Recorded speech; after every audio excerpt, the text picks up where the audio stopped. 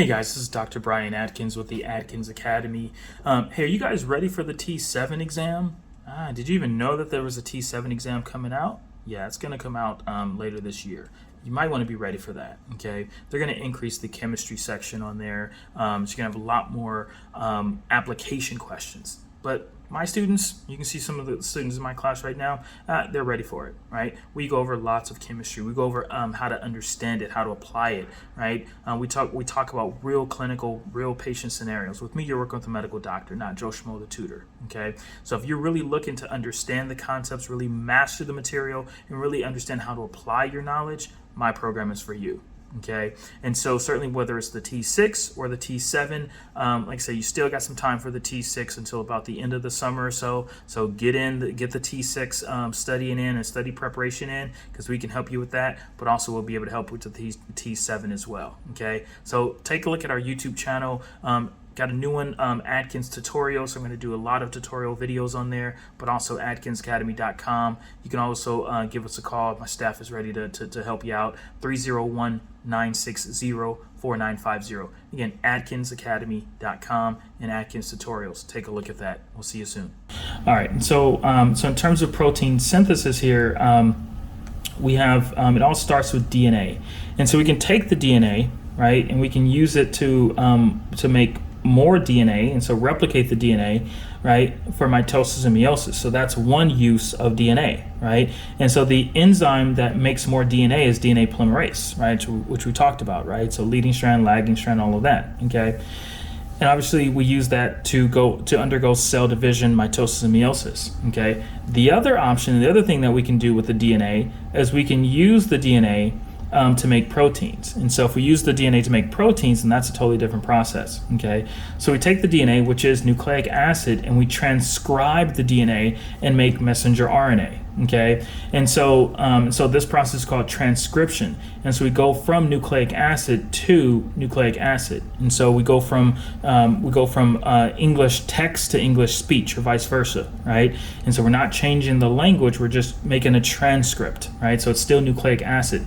And so the enzyme that does that is called RNA polymerase. And so RNA polymerase is the enzyme that makes the RNA, okay?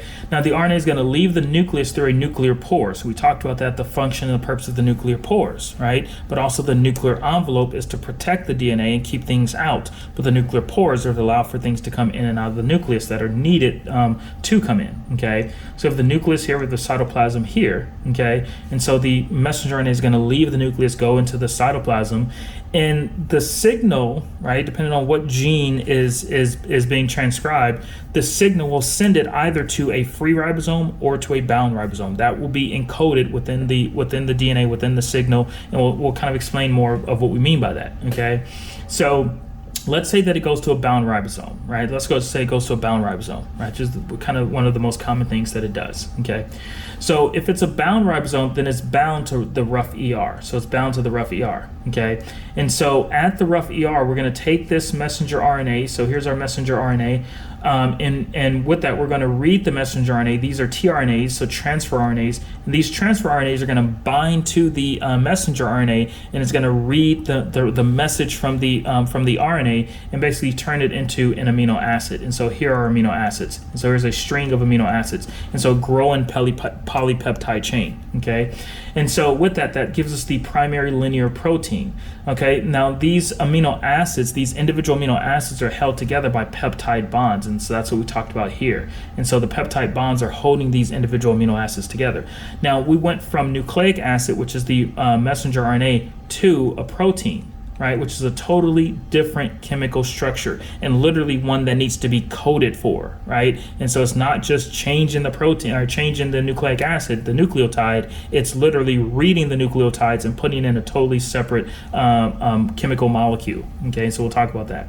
All right, so with that, that process is called translation. We're literally translating from English to Spanish, right? And so a totally different language, okay? And so with that, once we get this primary linear protein, we then send it into the rough ER because it's rough because it's positive for ribosomes, so it has ribosomes attached to it. And so it then undergoes post-translational modification, so PTM, like we talked about before.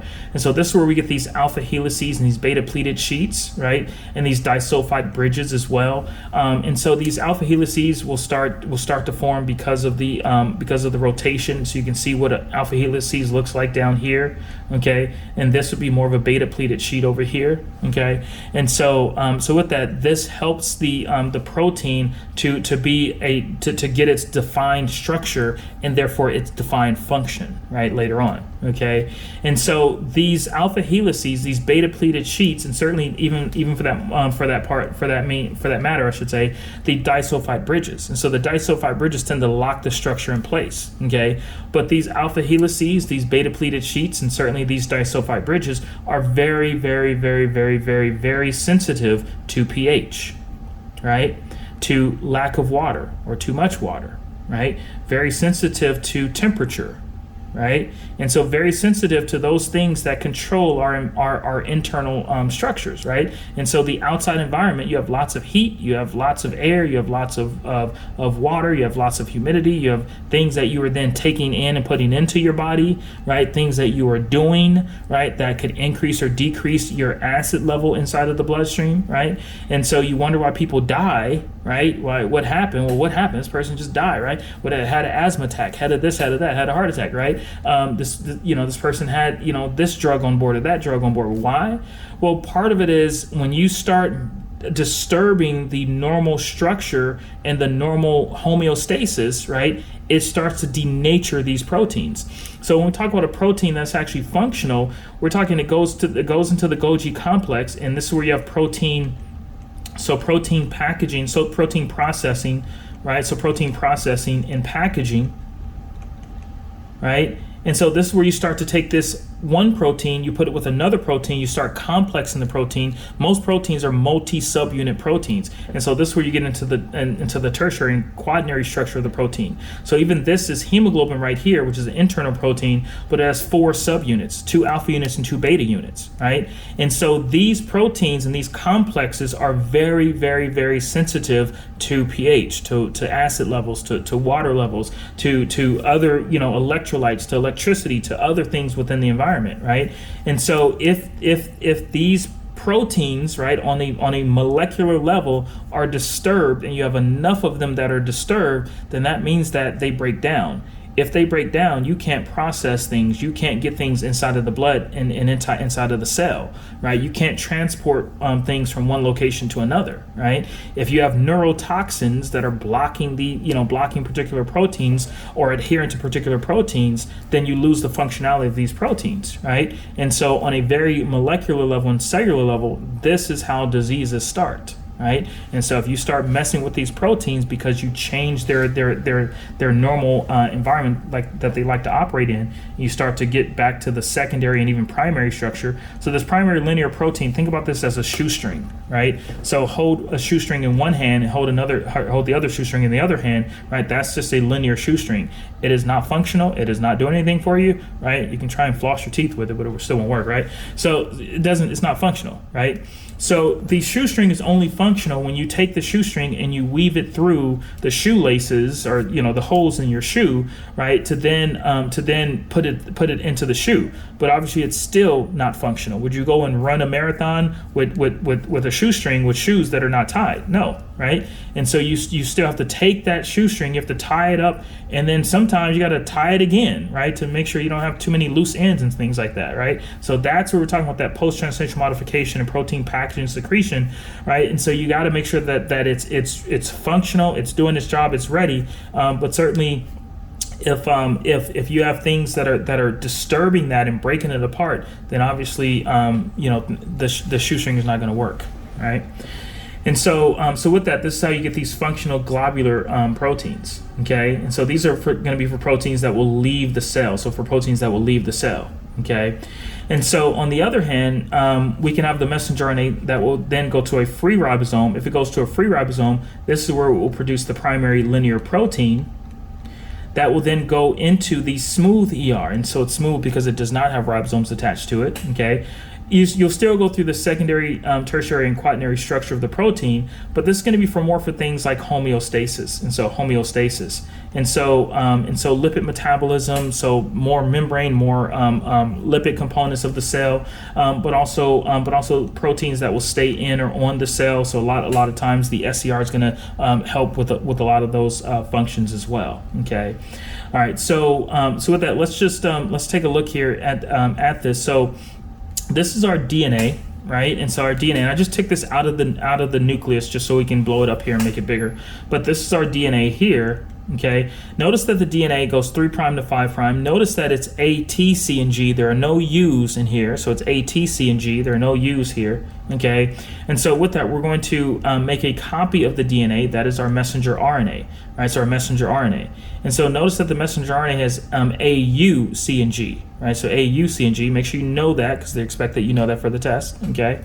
All right, and so given that, we have introns, we also have exons, and so these are parts of the initial transcript, okay, that need to be processed, and so we'll call RNA processing. And so in terms of this RNA processing, right, we have particular splicing enzymes that will process this RNA and get rid of the introns. So basically take out the introns, recycle those nucleotides so we can use them later, right, and then put these exons together, right? Put these exons together or send them out, okay?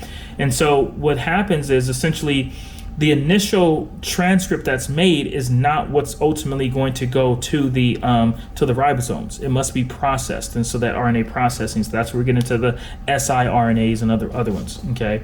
And so we're going to read this in threes, called a codon. So it's called a codon. So here's 1, 2, 3. Here's 1, 2, 3, right? Here's 1, 2, 3. And so we're going to read it as a codon. So at the ribosome is where you will have these tRNAs that will come in and bind to the messenger RNA and read the messenger RNA in threes, okay? And so with that, AUG will code for methionine, right? So the amino acid methionine, right? AAU will code for astatine. GAC will code for aspartate, right? AUC will code for isoleucine. So this is where we get this primary protein, again, that's held together by these peptide bonds, right? So peptide bonds, they like to ask about that on the test, okay? And so with that, then you get the secondary structure, the tertiary structure, and ultimately the quaternary structure that gives you this functional globular protein. All right, make sense? Okay. All right, any questions with this? Okay. All right, so good. All right, so let's go to our next slide and under